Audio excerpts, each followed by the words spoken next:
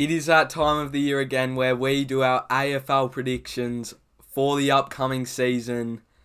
2025, we cannot wait. It is going to be a big year. All of our teams, Carlton, Geelong and Collingwood, are all set to have good seasons. What we'll be predicting today, we'll be predicting the premiers, the runners-up, Brownlow medalist, Coleman medalist, rising star, top four, and a punishment call at the end of today's video. Like always, we are not together to do this video. Jay is separate doing this again. Didn't we do it in like 2022 altogether? We didn't. You weren't in it. 2021, I was by myself. Then 2022, it was Jay and I. 2023, it was you and me and Jay separate. 2024 was the same, and now 2025 is the same. Alright, so first we're going to be doing our top four. So, fourth, I have Carlton. Yep. Any reason why? The comments are probably going to say bias, but I reckon that first practice match doesn't mean anything. We have lots of people not playing that are in the year. So I've got us at fourth. I have Geelong at third.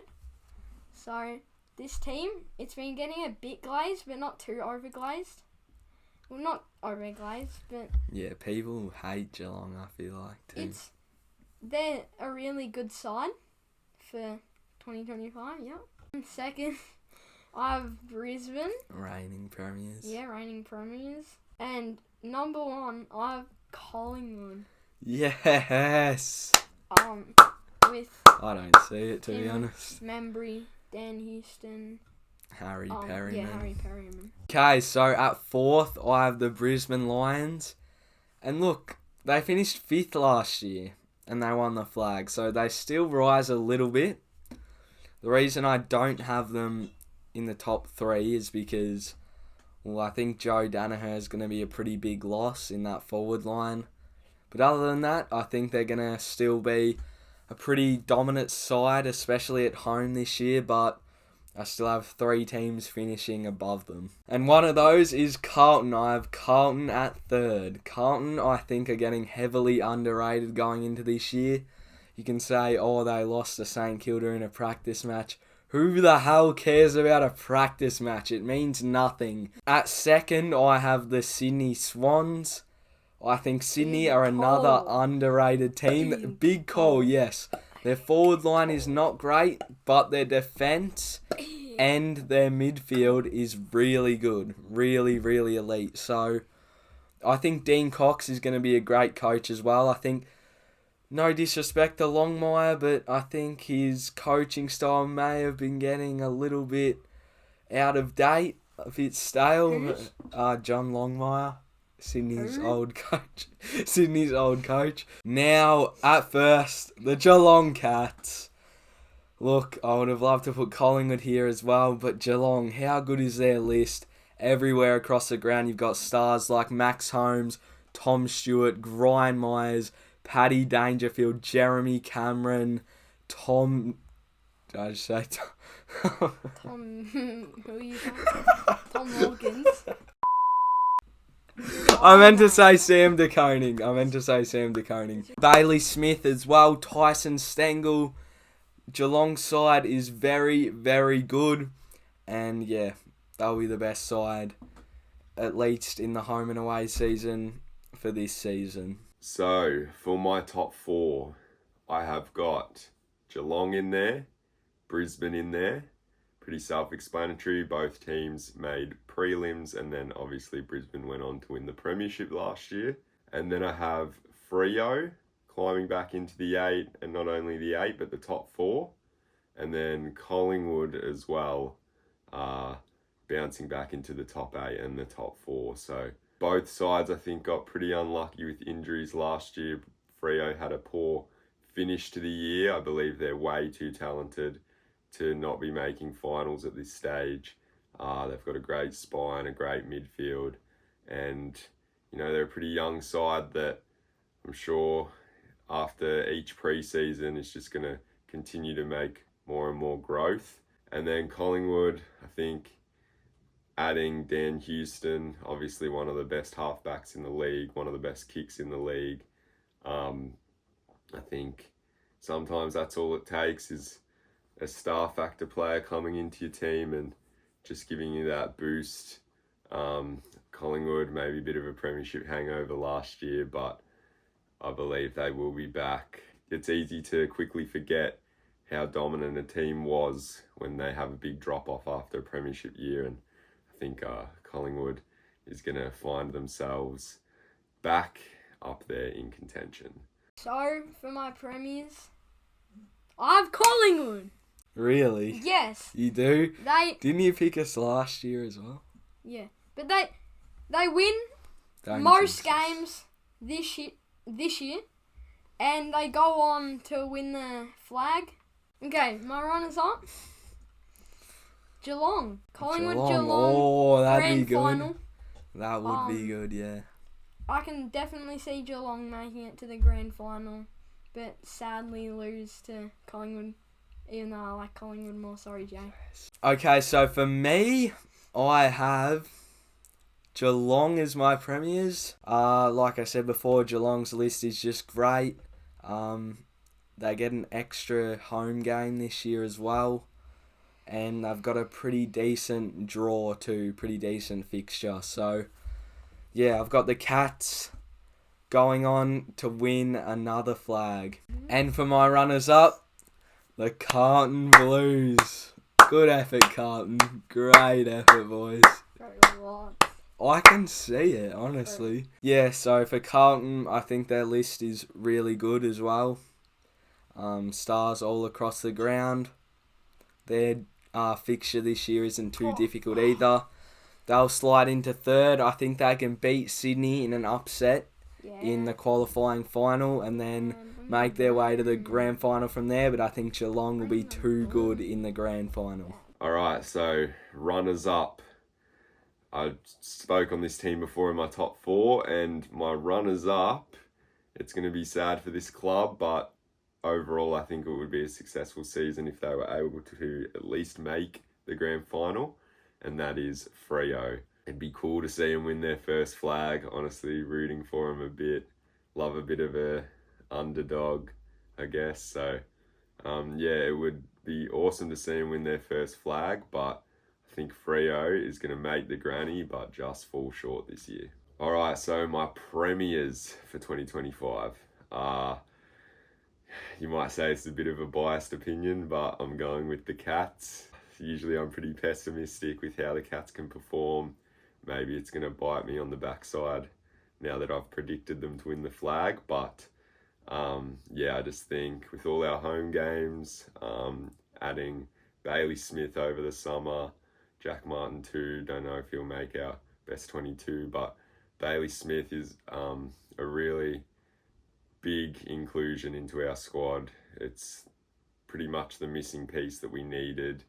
A midfielder, he can play on the inside and the outside, and yeah, hopefully he's enough to bring us to that next level this year and let us contend for a flag again on grand final day. And as I believe we'll be playing Fremantle, I'm hopeful that the grand final jitters will get to them. We still have a lot of premiership players in our side, so I'm hopeful that it'll be a bit of been there, done that, and the Cats will just walk over Freo on grand final day. But you know, wishful thinking, and we'll see what happens. But yeah, I'm gonna back in the Catters this year. Okay. Next up, the Brownlow medal. You can't go past this man, Nick Dacos. He's the favourite for 2025. Is he the favourite? I reckon. Yeah, I it reckon could he be. would be. And that's for a reason. He's such a skillful young player. Probably might even get another Brownlow to come. Oh, I hope so. Look, I could go for Nick Dacos, and I do want to, but it's always interesting to go a little bit different.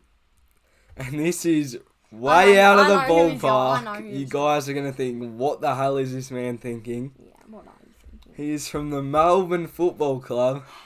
And he's coming back. Had a big pre-season. Clayton Oliver, ladies and gentlemen. Anyone? Trust Clary, come on. I could see it. I think he has everything. When he's fit and firing, he is one of the best players in the comp.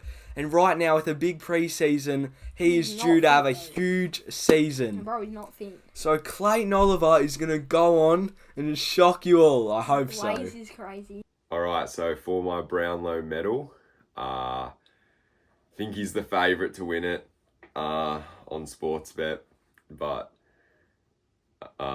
gamble responsibly. But yeah, I've got to go with him, Nick Dacos. Been unlucky the last couple of years that he hasn't won one, and I think this year's the year. Pies will be back in premiership contention, I believe, and yeah, he's just a star. I've seen it in the pre-season. Looks like he's only getting better almost, which is hard to say because he's already reached an insane level. But yeah, he's just a freak. He's made for this game.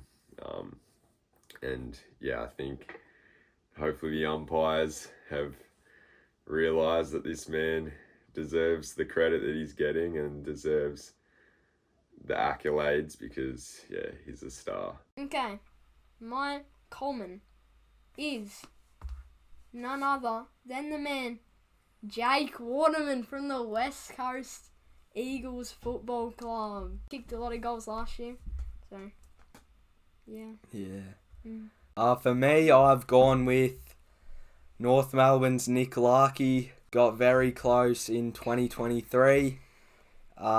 Still had a pretty good year last year as well. And I think with North Melbourne potentially rising a little bit, Nick Larkey will go all the way to the top and win the Coleman medal. And yeah, I think he'll kick around that 75 mark or maybe just under, and win the Coleman medal.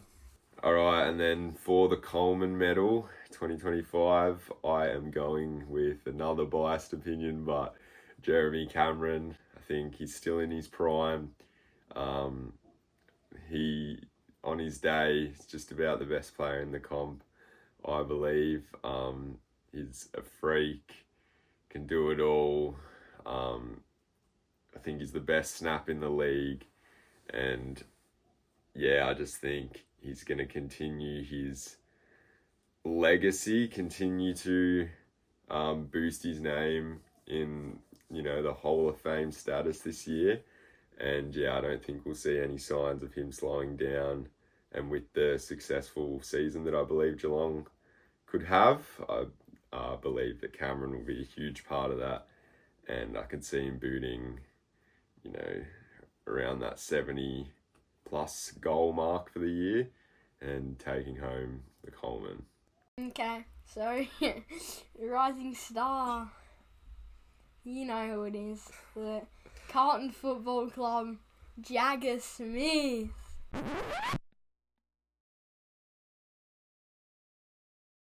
For me, I've gone. Last year I went for Dan Curtin from the Crows. That wasn't a great call. This year I'm a bit more confident. I've gone with Sid Draper. I think he's an explosive and very agile midfielder for the Crows. I've watched a lot of his highlights and he's good everywhere. And yeah, I think with an Adelaide side, Sid Draper, I think with an Adelaide side that doesn't have too much superstar talent, like they've got Isaac Rankin, of course.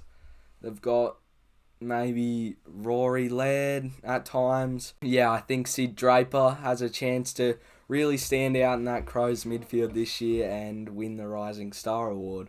Alright, so for my Rising Star, maybe another one of a bit of a cliche one, but I've got to go with Levi Ashcroft. He'll plug in there nicely at Brisbane. He looks like he could potentially even be better than his brother, which is just ridiculous to say because his brother's now a Norm Smith medalist. I know that Brisbane like playing young kids, no matter where they are really on the ladder. They played a lot last year. They were forced to with injuries, but worked out for them. I think they're going to plug Levi in round 1, make his debut against the Cats, and I don't think he'll lose his spot. I think, yeah, he's just made for AFL and he's ready to just come in and start, I won't use the word dominate, but start really stamping his name in the league from the get-go, just about. So Levi Ashcroft is my rising star for 2025. Okay, next. Wooden spoon. Me and Reid have the same. It is Richmond! Richmond! Congrats, No shit, Richmond. Sherlock. You win the 100% wooden Richmond. spoon again. Pretty obvious pick. Okay, now it is time for our punishment. If you haven't watched our videos before, every year we make a big call, and if it doesn't happen, we have to do a punishment. Mm-hmm. First, we have wards. Mine's not really a big call, but if Richmond don't finish last, I'll get the haircut that the random wheel decides. Wow. So, what type of haircuts could be on there? Probably the Bowl cut, bowl cut, Edgar. that one like goofy haircut was like the thing up and then it's like the thing Maybe a rat's tail. up. Yeah, only a horsey. Is there gonna be any good ones on there? There'll be one thing that says my pick. Your pick? Yeah, I can choose anything. Okay. I could choose the bad thing for the entertainment. Yeah. We'll see. Okay. That's a very good punishment. For me, I have got, if Collingwood don't finish higher than Hawthorn, I will meet Jack Ginnivan. And since Jack Ginnivan's left Collingwood, I've really come to hate the man. Isn't he going Hate's to a Freo? strong word, okay? Isn't he but going to Freo? I don't like Jack Ginnivan. Freo? No, he's not.